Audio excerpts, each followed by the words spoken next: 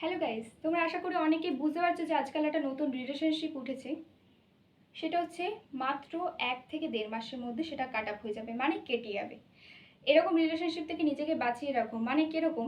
ধরো তোমাকে কেউ কোনো একটা পার্সন মেসেজ করেছে এবং মেসেজ করতে করতে তুমি তার সাথে ইনভলভ হয়ে যাচ্ছ, মানে তার এত সুন্দর কথা বা সুইটেড ভয়েস দেখে তুমি তার সাথে ইনভলভ হয়ে যাচ্ছ এবং ইনভলভ হচ্ছ যে সে সেটা বুঝতে পারবে।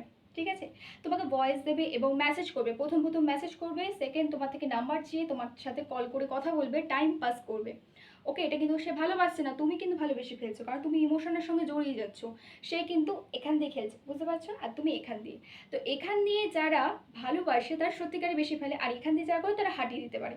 তো সেরকম রিলেশনশিপ থেকে বেঁচে থাকো। কিরকম? যারা মেসেজ করে, খুব খুব পরিমাণে মেসেজ করবে এবং তারপর তোমার থেকে নাম্বার নেওয়ার পর সারাক্ষণ ফোনে কথা বলার চেষ্টা করবে, তোমাকে হ্যাবিট করিয়ে দিয়ে তোমার থেকে দূরে সরে যাবে।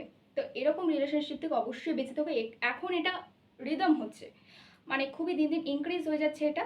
তো এটা থেকে বেঁচে থাকো। ঠিক আছে, মেসেজ বা কলিগ সে কিন্তু কথা বলে তোমাকে হ্যাবিট করে দিয়ে সরে যাবে। তাই